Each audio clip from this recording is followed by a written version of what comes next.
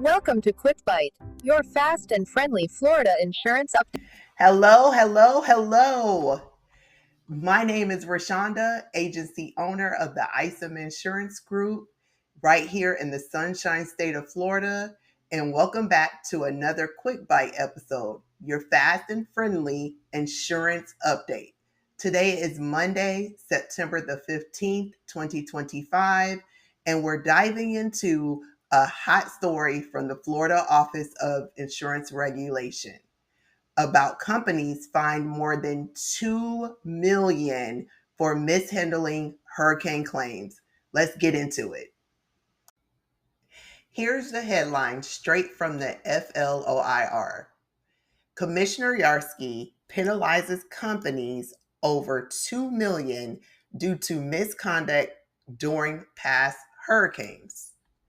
In plain English, the state just slapped 8 insurance companies with fines for how they handled claims after Hurricanes Ian in 2022 and Idalia in 2023. And that's not the end. More investigations are still pending. Think about this. Hurricane Ian made landfall back in 2022, and Idalia followed in 2023. Here we are, September 2025, and regulators are still finishing up their deep dive exams into how insurers treated policyholders. It's a reminder that storm recovery doesn't end when the sky's clear. For many homeowners, the real storm happens during the claims process. CFO Blaise Ngoya put it bluntly, as you see here in the article. These fines are proof positive that we are committed to holding insurers accountable. Commissioner Yarsky also in this article says, our market conduct unit is ready to deploy during storms to make sure claims handling practices are up to standard. These aren't just sound bites. They're signaling if insurers don't get it right this season, regulators are watching. Here are some of the violations regulators found. Using adjusters who weren't properly appointed, failing to respond to policyholders' communications. That's the big one. When you, after a storm, it's very imperative that your company does respond promptly. It's a devastating time for you. You're trying to get your house repaired. You don't know what to do. Your roof may have just blown off. I have zero tolerance for a company or a claims office not responding to a customer when they're trying to communicate with them. Leaving out required disclosures and repair estimates was another reason. Not giving homeowners the homeowners claims bill of rights, skipping interest payments owed, and missing the 90-day deadline to pay or deny a claim. That one's a little tough because after a hurricane, you're getting so many claims in and you're trying to get through them as quickly as possible. Sometimes it's hard to get an adjuster out to go look at the damage, assess the damage. So I may have to give the companies a little bit of grace of that because you just had something catastrophic happen where you're used to maybe handling in a week 10, 20 claims, and now you're handling from a storm 10,000 claims all at once, and you got to meet a deadline of 90 days. That might be a little tough. And imagine you're living with a blue tarp over your roof after a hurricane. Months go by, and instead of a check, you get silence. That's not just inconvenient, it can mean more damage and out-of-pocket costs piling up. In one company's review, regulators found 60% error rates on Hurricane Ian and 80% for Idalia. Think about that. That's 8 out of 10 policyholders might have faced mistakes in how their claims were handled. And that's unacceptable. If you're one of those families, that's not just a stat, it's months of stress.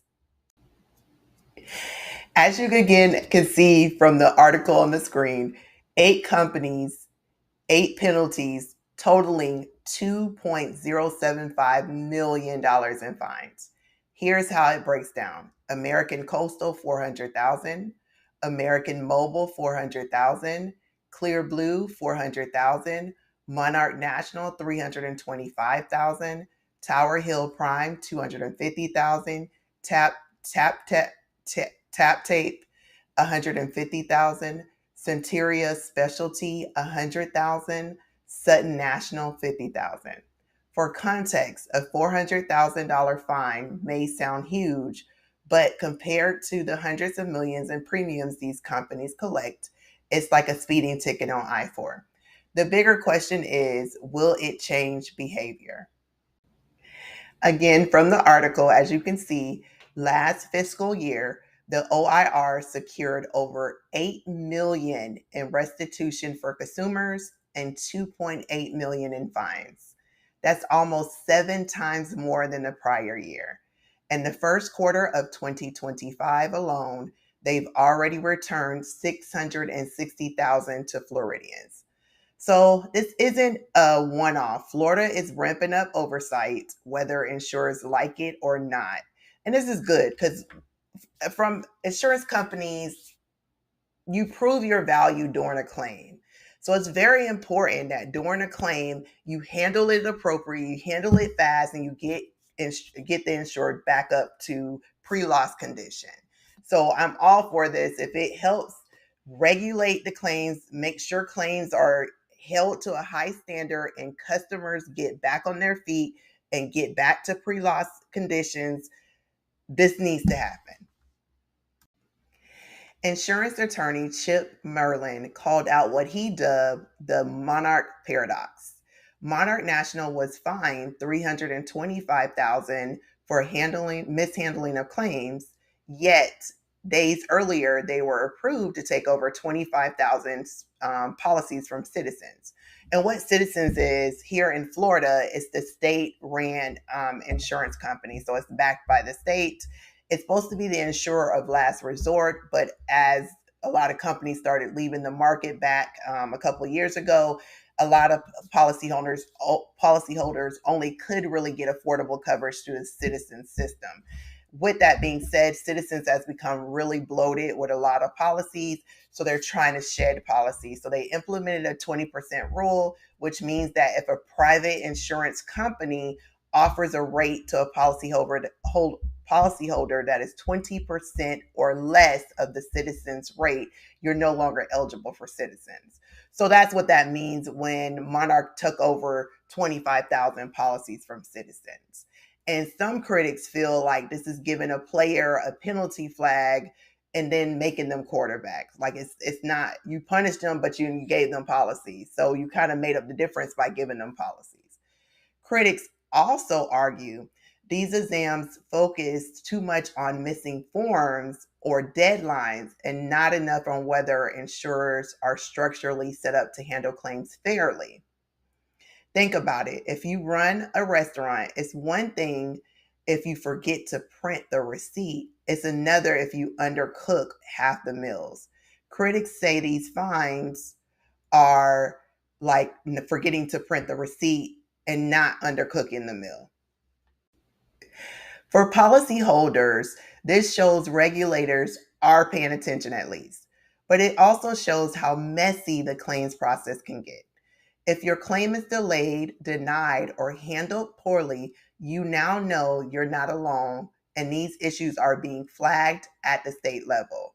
The takeaway: document everything, every phone call, every estimate, every email, because that paper trail may be your best protection if your claim drags out. Just to let you know, 2 more company examinations are still pending, and regulators say they're ready to deploy examiners in real time during storms. Translation: the next hurricane could bring not just wind and rain, but inspectors watching how claims are handled day one, which is a good thing. At the end of the day, these fines are a warning shot for the insurance companies. But for homeowners, the best defense is being prepared. know your policy, keep your records, and don't be afraid to push back if something doesn't feel right. Always remember also the agent is also your advocate. So if you're having issues, we are limited on what we can do, but do reach out to your agent to advocate on your behalf.